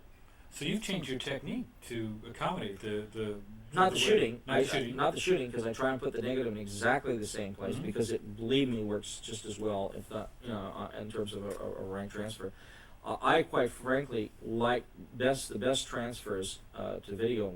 I think are done often interpositive after it's been timed, and you put a timeline on it. You'll get a much better looking transfer than off the negative, because the negative also just has a tendency to want to show too much detail, and you're more fighting to keep that detail from showing up and when you're working with neg. And if you can train, just as if as you get the people at the lab to see the film the way you've been thinking about it when you've been lighting, and when you can communicate that, you got to do the same thing with the electronic people and say, here's what I want you to do. Here's my grayscale. Okay, let's set it up. Just set up the grayscale. And they have a wonderful thing. They've got a sculpt that shows them the red, green, blue.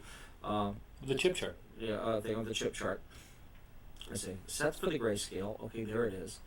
Now, start the rank going and put your hands in your pockets. Don't touch a knob. Just look at the image on the screen and see what you get. Don't, because their tendency is to react by turning a knob. Right. And then everything you did to set it up is gone. Just look at it once. Look at a take. Maybe look at two takes.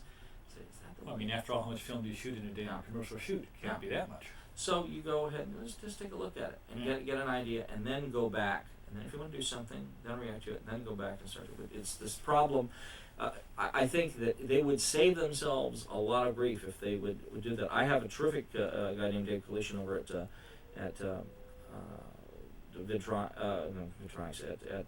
Photochem Phototronics, and he has become quite good. I mean, I can be in a different town and send that in to him, and he'll get very, very close to. Have you gotten into any of the electronic toys like the Da Vinci? Yeah, I've gone in on sessions. What I love to do, and what I always say in commercials, is I'd love to be there for the post. I love to go in, and this is one of the things. I mean, every time I go away and do a movie and come back, it's all changed. I mean, the Da Vinci, that's all. Oh yeah, we're all doing that. No, we're into the 3, and everybody, and now every agency guy's re-editing the commercial on his desk on his Mac. Oh yeah, I mean, that's they have this changed all of that. But what I find the worst thing is that you do the video dailies and they only want to pay for them on 3/4 inch. Oh, and as they're editing, and then they go back and they take the negative with them, and then they go to do the final to retransfer the negative for the final thing, and they've completely forgotten what everything looked like. And you get some guy in a video transfer suite in New York or Chicago says, "Don't worry, I'll save it. Boy, that sure is dark in there, but let me open that up. And by gosh, they just send it all to the moon. Most of the time, those transfers that I see, the work I've done, too flat, too bright, too warm. Those are the three sins they most often commit. And whenever possible, I like to go to those finishing sessions and show them, say, this is what we intended here. You know, they're usually then happy to see it.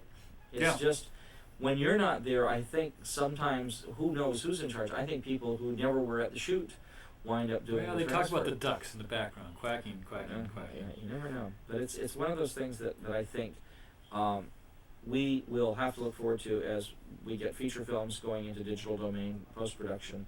It's a major thing. I mean, Jurassic Park's going to change the world. Digital stuff is coming. We were talking. I've seen a feature transfer from D1 shot on videotape, transferred to D1 into film and projected at the Academy Theater. Looks terrific. Is this that thing? What's his name? Has done? Amado Acosta. The cat Romeo and Juliet. I gotta see that. It was amazing. But also, what you have the thing now, shooting on film, going into digital domain, 2160 lines. And then the electronic internegative, isn't that what Kodak calls it? Getting into the electronic internegative, going in digital domain, doing all of the editing, doing all of the special effects work. For us, what would be fantastic is getting down to the single pass, the electronic answer print, of being able to have the advantage in timing the picture of all the things we have when we work with a rank, in terms of being able to control the color and the contrast of the three colors separately, highlights and shadows separate. I mean, things that you can do that just you can't dream of doing in a film lab, and then being able to turn around and have them print out dupe negatives to go right back to the lab and make prints, and all those color corrections will be captured there and locked in.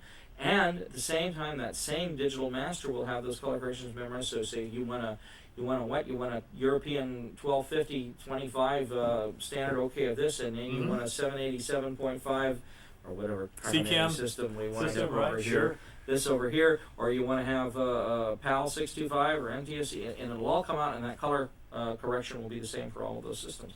These are things that are coming at us fast, and it's going to be a two-way street. People say, well, what's going to happen? We have a running joke of that we'll be hearing when it really gets good is, don't bother to light it, we'll put the shadows in later, just roll, and it's one of those things that could be that way. But I'll tell you something, I think if the cinematographer really goes out, stay involved in everything, and it's going to make your work, the way you work and the way you make your deal different. But if you convince everybody involved that your contribution will be valuable down the line, and that the maintaining the consistency of the look of the film while it goes through different effects generations and so on, and maybe they replace the scenery. I mean, we'll all be delighted to knock out phone wires and holes and things that we can't stand in the shots. And just take your little eraser there and erase take them away. Take the palm trees out. You don't want.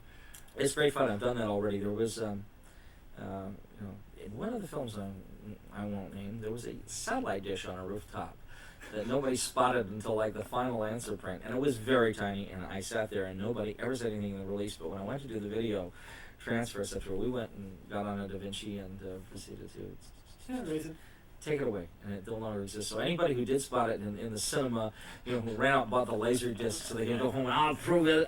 Where did it go? It's not there. So those are the things we can do. But I think it's a challenge that'll be used against us in some circumstances of being in digital domain, and some people will see it as a way to take power away from the cinematographer. But if we make it our own thing, I think we will find it's another frontier. So many more things to talk to you about, Alan. And I'm going to talk to you about it. I'm not going to let you get away with it. This is terrific. You've done so many period pieces. I'm sure that you didn't intend in your career to say, I'm going to do period pieces. But now I sort of intend to. I like Color People, and was certainly a period piece. Color Purple? Color People. Sorry about that. I did. I'm sorry. That does come out.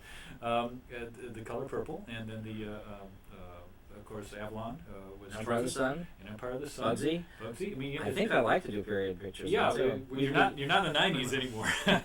Well, it's one of those things. I think I love period pictures. I like particularly the 40s. I've done 3 films that take place in the 40s, and I think it's the kind of thing where I look at it and I say, I guess the 40s were when I opened my eyes in this world, and I liked what I saw then. It's the kind of thing where I love going back. I like the way the light fixtures were in the 40s. I like that they had sconces on walls and there was a certain look to it. I thought it was a terrific looking decade. I mean, it absorbed the right things of design. I remember stylistically, it was very, very interesting. I remember when we were doing Avalon, Norman Reynolds, one of the great production designers, he was showing me, we were back in Baltimore, and he laid out all of these 8x10s on a table, and it was of downtown Baltimore, 1914, the period we were talking about opening the film. And we looked at the storefronts, and we looked at the way the buildings had been designed, and he went, "We've gone backwards, definitely backwards." And one of the things I remember when we were doing Bugsy, we were talking about, Barry and I were talking about this, we had done 2 films in a row, both of them about the 40s, but very different aspects of them. And he says, "Yeah, it's great doing something with the 40s or, those periods." He says, "Can you imagine 20 years from now somebody doing a period film about 1973, platform shoes, 3 guys sitting in a Denny's, Somebody says, 'Yeah, you got that orange leatherette just right. Those fluorescents, yeah. Whoa, yeah, boy, I'll tell you." Yeah, that Formica is really glowing. I think I'll tell you, it's the age-old story of, do you like location or studio better? Well, whichever one I'm doing, I'd rather be doing the other, that kind of thing. But you are I like period films. Yeah, but you're creating a world there. I mean, it doesn't exist here. I mean, this is totally fabricated world in any of those period pieces because, as I said, they don't exist anymore. It's not my quote. It belongs to John Hora. John Hora said, he said, making period films is the closest thing we have to a time machine. He says, you get that camera, he says, you get it framed up, he says, and you look through there, and he says, it's the best way you have of looking backwards through time. I mean, it's the clearest shot. It just, because what's inside that frame, is in another time and another place. Yeah, well, people always make period pieces. Westerns were period pieces, for goodness sake, So, but it just, yours have got a real feel for them. That's what everyone remarks about that. How, I mean, even the fireworks thing from Avalon, where, I mean, those are real looking period fireworks. I mean, the glowing business of it works. They had a thing there where I remember the fireworks people had been doing their family had been in the fireworks business since the 1800s, and they said something like, "What you can't have for that period is green." They couldn't do green until the 30s or something. I forget what it was that he said, but those are the fascinating things you find out, and I think to do period films you have an eye that sort of helps you. You okay? What's going on? No, it's just as soon as you close the door, somebody else is going in. But well, we've got an executive board meeting a little later on after we're finished with it. So.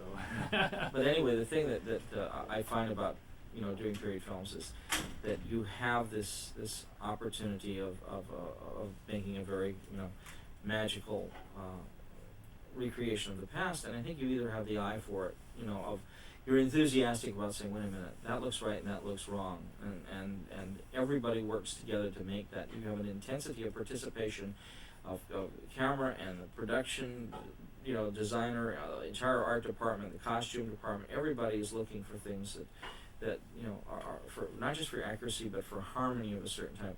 Remember, the research, I always find period research really interesting, and one of the things that really set the look of Avalon was I have a laser disc that is composed of old industrial films from the 30s and 40s. And there's a jam handy film about using color in billboards from 1946, I think, 45 or 46. It was shot in Kodachrome. Wonderful. So you had period Kodachrome, probably in Detroit or Chicago, somewhere along those lines, showing billboards, color billboards up in these different places. And the film, the people, the passersby, what astounded us was how colorless the clothes were. How many of the cars were black. Oh, I mean, that old Henry Ford joke was still, this is true, the 40s, yes. but remember, it was also before the first slew of post-war cars really hit. If it was because the 46s, it took a long time for people to get those new cars, and so you were seeing cars that were basically pre-war, and the majority of them, the world was a lot less colorful. So when you go into this kind of thing, only the colors of nature were the things that didn't change, and this was footage of winter or spring somewhere in the Midwest in 1945 on Kodachrome, and it had a look to it. Of course, you had those Kodachrome colors popping, but that generally gray-brown world that existed there. And, well, the magazines weren't in color. Everything was black and white. Everything, posters, everything was a different little thing. Let's take a little turn here. You've been on the executive board for a few years. I know you're involved in artists' rights, and I know that you're involved in the ASC. How do you see those elements working? And I know we're talking about 3 or 4 very broad subjects, but if you'd like to get into any of those. Boy, everything is certainly changing.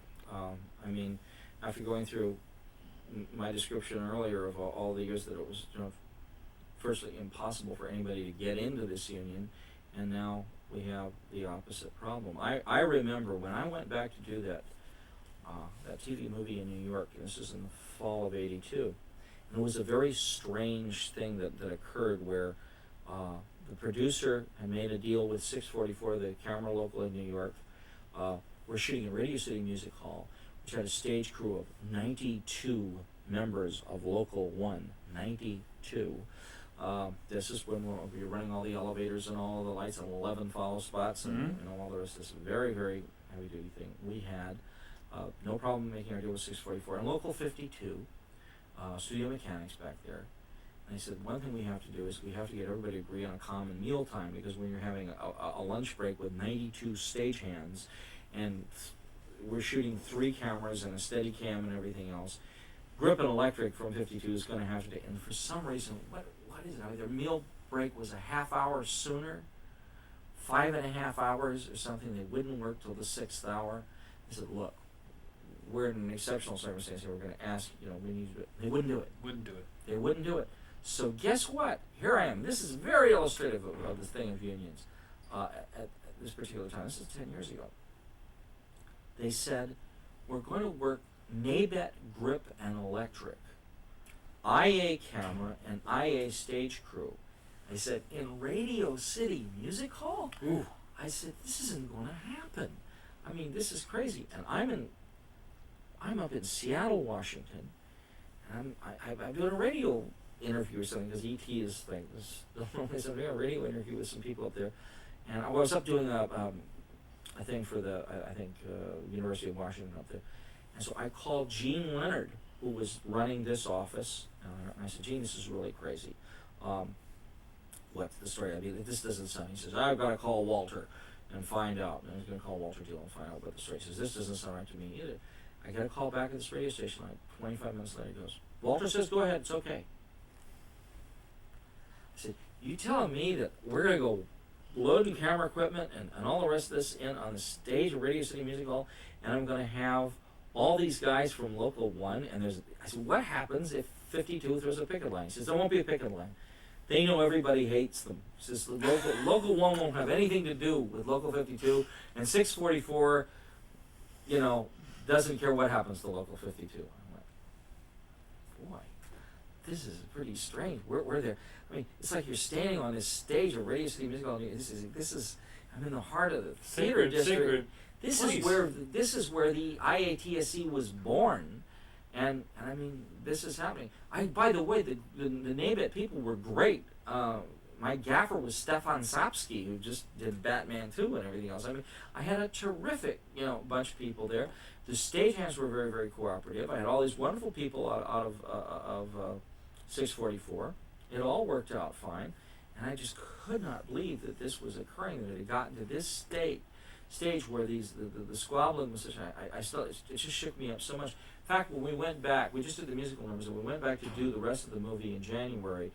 52 had decided this looked pretty bad, and they sued for peace, and I don't know what the deal was, but they had agreed that somehow or another it all worked out. And we went with them. And in fact, the guys from Local 52, my key grip and my gaffer from there, I still work with to this day when I'm back in New York. And it was one of the strange things. And they came in and they explained to me the whole thing of the history of the New York unions and what was the story there. And I said, it's really strange to me that this had happened. And I'm just understand, I've only been in the union like 3 years at this point. So then I came back here, and I was working on something else, and this is still like beginning of '83 or something, and Gene Leonard calls me up and goes, so Alan, what about this non-union? Well, you've done non-union stuff. I said, well, I was in Nabet, but yeah, a lot of the commercials and so on that I did were non-union. I did a couple of non-union pictures. He says, well, they're starting to do some movies, and it's not just Roger Corman and Gene Corman, I said, yeah, well, I know. He says, well, what can we do about this? I said, so simple, Gene. Just go down the list, the variety production chart for the past year, every picture that's gone non-union, call up every director of photography and tell them to come on down here and pick up their card. And Gene said, well, we couldn't do that. I said, But that'd stop it right there. You know, I explained the history of Easy Rider to them and how Nabe had almost broke into feature production, but they'd gone down and brought Laszlo in and given him his card. And all our assistants sort of stopped that in the bud. I said, just make these guys all want to be in the IA. They all want to be in the, yeah, well, you know, we let them in. We let them all. I said, then there wouldn't be any cameramen to shoot non-union pictures. Well, it just was impossible. I guess I don't even know who was on the board then or what happened, but they didn't do it. And by God, it didn't take many years before it came up and bit them in the ass, if you'll pardon that expression. And what you had, and any of us who came from that world could have told you that you had a whole, you know, stirring thing out there, all these film schools cranking out people, and that they were going to go somewhere, and they were going to be determined people that were going to get into the business. And the producers were smart enough to realize these guys were coming from somewhere. And it didn't take long before, instead of the $500,000 picture, it was the $5 million picture, or the $15 million picture. And now, look at the size of the movies that go non-union. And I lay it right at the doorstep of the camera unions in all three areas for not taking people in who basically had shown their determination by doing work. I mean, the way we got in on that open seasons thing, I mean, they knew we were there. We'd worked the days. We were doing the job. They took us in, and we continued to work. It's the kind of thing that could have been solved. Now, the revolution has happened too late. Now we can't get people to join the union. We have people out there who live, and I'm not just talking, I'll just say that there are some American, what do I want to say, some people here who are living in the United States, they're American residents, etc., who, whether they're native born or foreign born, but they're here, they're committed to live in America, and they're afraid to join the union because they're convinced they won't work if they join the union. And you now have this whole thing, this deal of people being able to go financial core. That's really the strangulation of it, and you know that at least I was glad to hear of a couple of foreign-born cameramen who are now American citizens or American residents turning down chances to go financial core because they felt it would be a bit betrayal. But there's some that don't care about that. The whole issue of, I think, America is a place where people come here, and if they say they want to come here and live here and work here, they got absolutely the right to do so. I think we've had a thing now where with immigration we're fighting. Are we about to run out? No, we got at least 10 more minutes. No problem. We're about to, it's the kind of thing where I think we have foreign cinematographers who are not of astounding merit and don't have great records in this, as this local has gone, on and to do a very effective job of saying people that are just coming in, undercutting us. On undercutting American film workers and taking jobs away from us and then taking the money and running, that have no stake in this country, that have no stake in the union. I mean, this is a separate problem, but I feel you have a lot of people here who've come into this country who have been, if they're not of international reputation, have certainly a solid background on what they did in the country they come from, and they have a perfect right to compete, but they should be competing on the playing field. And the problem is that you have them so afraid of joining the union. You have agents telling them not to join the union. One of the agents who tells them not to join the union, we used to know real well around this union. I mean, you have this going on. It's one of those conditions that will result in us being undercut at every turn. Well, we've gone through 12 years of Reaganomics and Bushonomics that have been very anti-union in any circumstances. Exactly. I mean, intelligent union people know that we have to work with the producers to help their deal out as much as possible. Sure. And to make a project, it doesn't take a great mind. They've got to be able to make the movies. They've got to be able to find a way to make them. But this internal squabbling between the locals and the three camera guilds across the country that's gone on as far as I remember is just it's killing certainly. And I mean, we've talked about the way Howie Block was treated when he came here. Hey, after I did that picture, that foreigner from New York? The foreigner from New York? Those foreigners from New York were treated when they came here. When I went back and I did that TV movie back in New York, I had a chance at the time to buy into a piece of property in Tribeca, and I said, if I could get in the union in New York, I could do commercials back here, then I could live part of the time in New York, part of the time in California. And my crew said, great. My New York camera crew put my name, I filled in the application. I gave them a letter that said, this is in 83, I gave them a letter that said, if I'm admitted as a member of Local 644, I promise, whenever working within its jurisdiction, to employ its members as my camera crew, that I will not attempt in any way to bring people from California and gain them admittance into this union. I will use your operators, your assistants. I mean, I put it exactly in those words. And they said, gee, what would they want?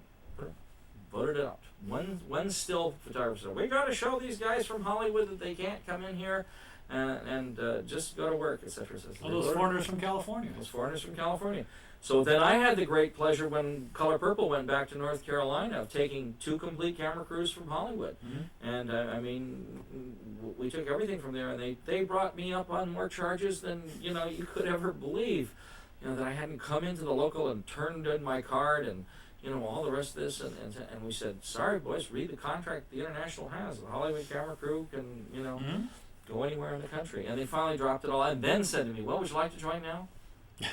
At that point, I know what was coming. And I don't know what would be the situation if I were to try and join today. But the last time when we went back for Avalon, we were very scrupulously fair in terms of employing our operators from 644. And I was able to bring I was able to bring Reggie with me, and as a first assistant, and with our second and the other first, and the 2 operators were both 644. Do you see positive changes in 659? You mentioned. I see lots of positive changes in 659 because since what's happened here is that one of the things we did was finally open the door and say we welcome people to join.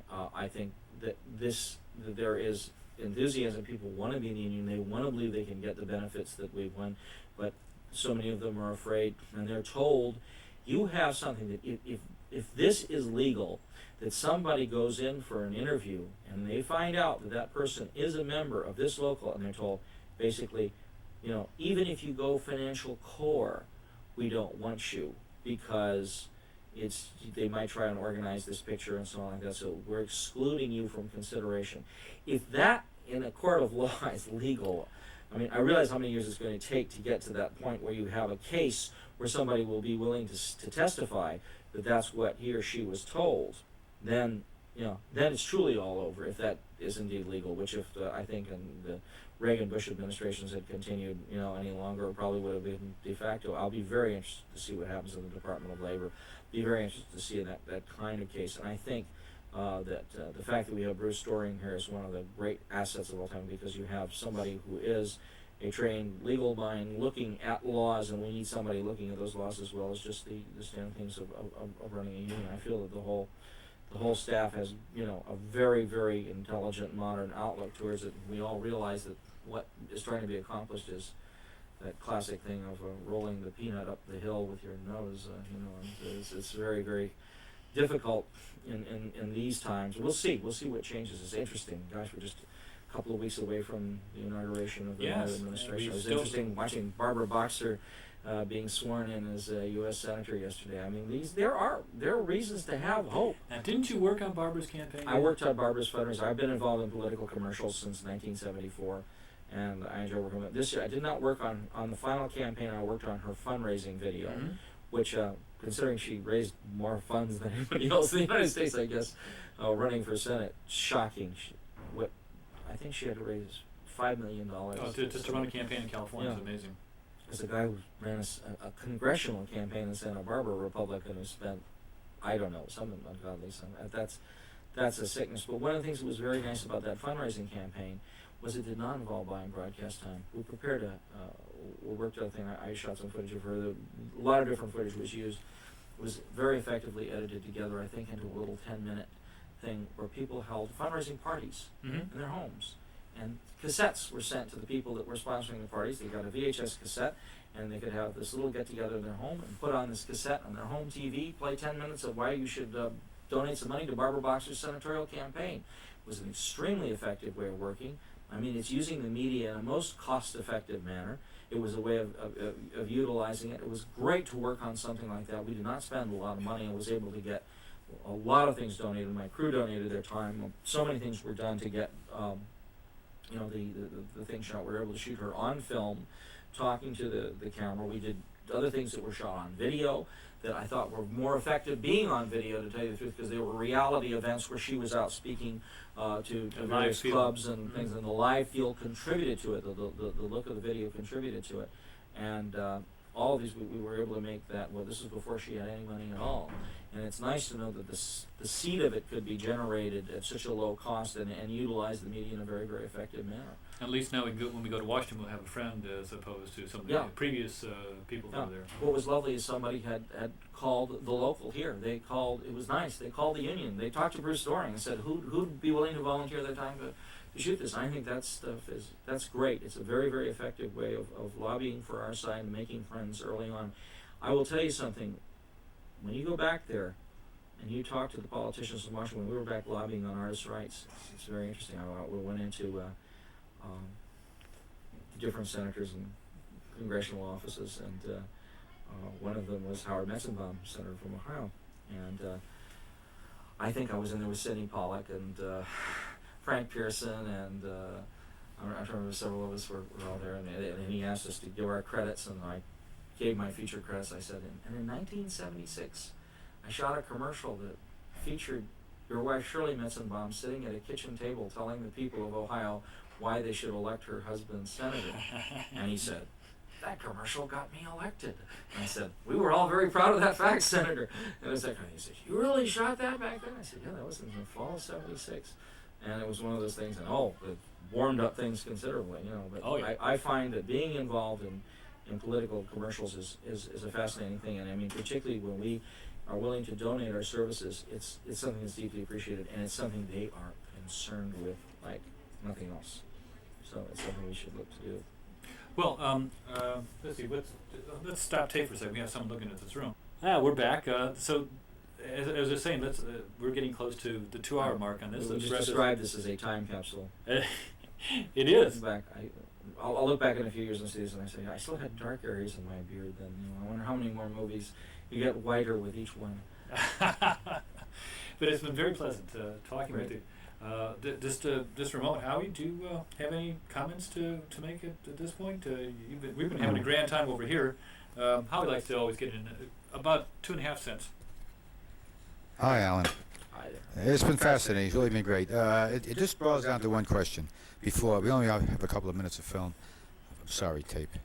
Any advice for youngsters coming into business today? You better really want to do it.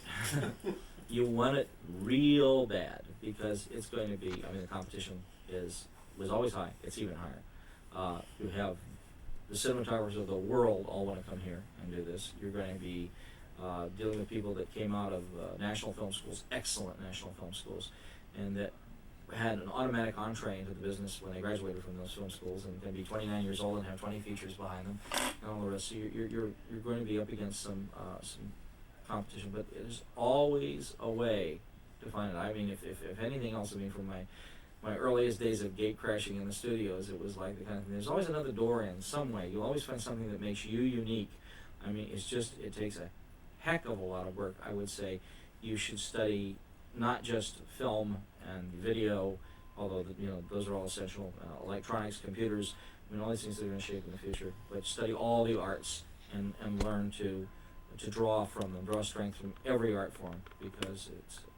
Oh, is that it? No, just turning that alarm down. I see you looking your. Oh no, that's electronic stuff. I think it's all over there. This electronic stuff is well worth studying. But I say, you will learn from studying all of them. Make sure that cinematography is really, the goal that you have, and then pursue it. But be prepared. Be prepared to study everything with regard to the technology, and at the same time enrich your, basically your creative processes with all of the arts. And if you love film, you study the history of film. Young people today have a better way of studying film than ever, because you can go into video, see it on the big screen, understand the impact of the big screen, but you have a way of studying films, of being able to go in and researching on individual filmmakers and individual cinematographers and designers and so on, and seeing all the things that shaped what we have today. Well, thank you, Alan. That's the answer I was hoping for. I'm going to pass the mic to Jay now. Well, this is just goodbyes, Alan. For now. Ta-ta for now. We'll be back with you another time if we could. I hope so. And we'll Heritage, thank you very much. Thank you. And we fade out. Yes, great, Alan. Yeah, terrific. That's good. It's a different kind of thing,